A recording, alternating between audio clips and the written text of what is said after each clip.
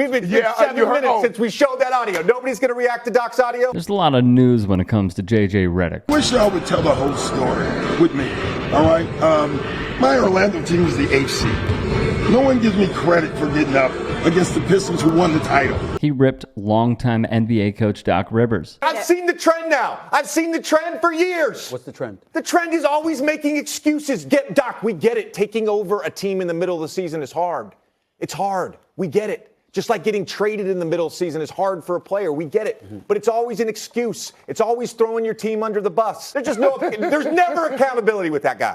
Well, there's never accountability. With even Rivers' son responding on those same airwaves. For someone who's not accountable, he seems to always be held responsible, considering he's the guy that's always fired when things don't go right. Former Rivers player Patrick Beverley also weighed in on Twitter, writing, "This man, Doc, actually saved your career. Started you when no one else wanted to. And you retire, go on television and say that, JJ Redick?"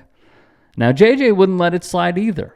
Responding as such, "Pat, my guy, I had a 4-year offer with player option for the same money to be a starter for a different team. FOH saved my career." Your best years were with the Clippers. I don't think he saved your career. I appreciate you, Pat, but I don't think this just seems a little bit weird. They're 3-7. Dame has missed most of those games. In terms of accountability, like, what are we doing here? Your best years in the NBA were when you played for him in the Clippers.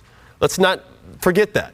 I don't know if there's like frustration there or there's tension there between you. I know a lot of times we had to sit you towards the end of the game due to defensive reasons, but you had your best years as a starter there, especially our whole system was drafted around you because you're a shooter. Your best years were under him. It's just very ironic and kind of weird that you have this energy towards him in terms of him never, ever being accountable, considering he's always been responsible. From all of this, Redick returned to give another take on the state of NBA media. Since when is it players' jobs to educate people on basketball? When did that become a thing?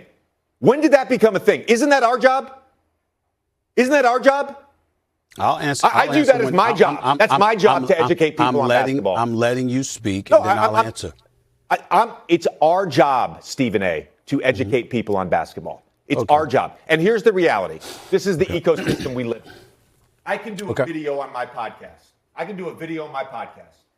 Where I break down the last 9 games the Pelicans have used Zion Williamson as the primary ball handler and what type of actions that has led to. I looked it up this morning. 54,000 views on YouTube. But I want to call out a coach yesterday. Oh, that gets tens of millions of engagements. That's the ecosystem we live in.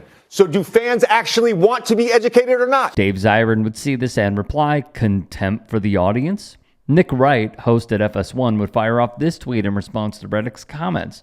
"The great thing about modern sports media is there's literally an audience/platform for all types of coverage. You can do anything, and folks can create their own lanes/platforms where they do literally whatever they want. It's really an exciting time." I think there's a lot here, but first we must understand how layered this was. And a good tweet I saw was from Javon Edmonds. "You called out your former coach and coworker, whose son is now your coworker, ESPN, after never saying any of it to his face, not to mention the best years of your career were with Doc Rivers. That would have got more engagements than anything. Not just a film study." Exactly. I was watching this and I was thinking, like, bro just hasn't worked in the space before. Like, he does the pod, and which I love, and he breaks down film, which I love. I'm a basketball nerd. I appreciate it. But he's surprised when he goes after someone he played under when, unless we hear a different argument from the source, had the best years of his career under that coach, and then just dogs him. Yeah, man, it's going to be front page headlines. People are going to run with the tweets. They're going to clip out what you said. Be like, "Oh, man, JJ versus Doc. JJ feuding with former coach." Like, yeah, that's a sexy headline. It's not, who's really had a great turnaround this year? Kobe White. Let's explain why. What are NBA fans, basketball fans, sports fans, because that's really the net you're casting here, what are they going to click on? Are they going to click on why Kobe White should be the number one player for the Chicago Bulls, or will it be JJ Redick calls out his former coach who he had the best years under in scathing rant on national television on number one show on national television? Like, come on. Let me also give you a hypothetical. Let's say perfect example, I leave the company. And then what I do is I then call out Jank, I call out Anna, I call out JR, I call out Jesus, I call out John, I call out Brett, I call out anybody. You know what's going to get the most amount of views? Not me talking about how I feel about Kobe White. It's going to be, former TYT employee Rick Strom bashes Jank. Like, duh.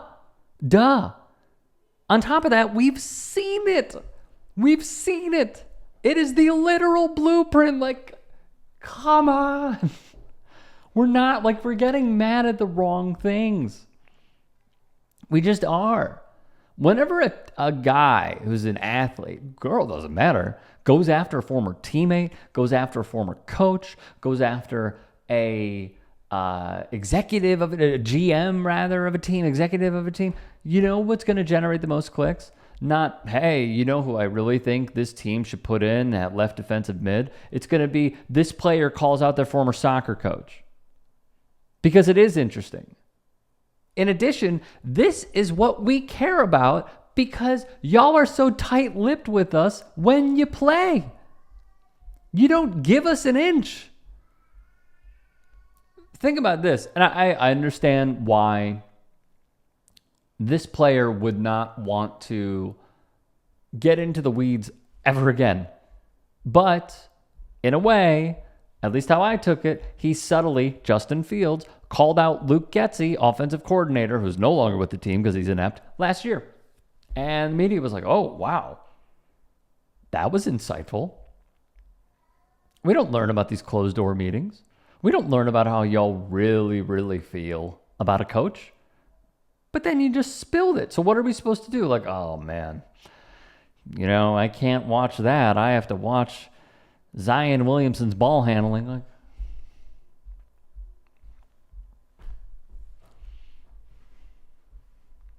in addition, via AA, First Take's audience is not interested in a breakdown of Zion's impact on the Pelicans as a ball handler. Knicks fans and LeBron fans probably don't care about Zion's impact on the Pels as a ball handler either.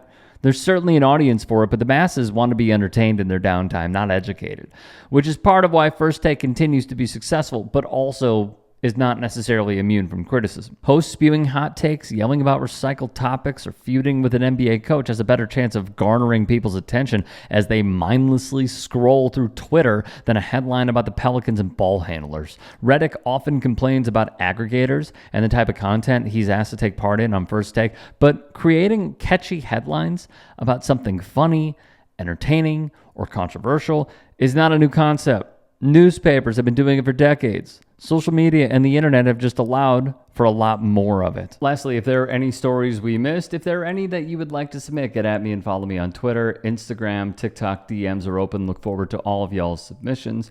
And in addition, to keep the network going and to keep us fully independent, go to tyt.com/join to help support the network. Thank you.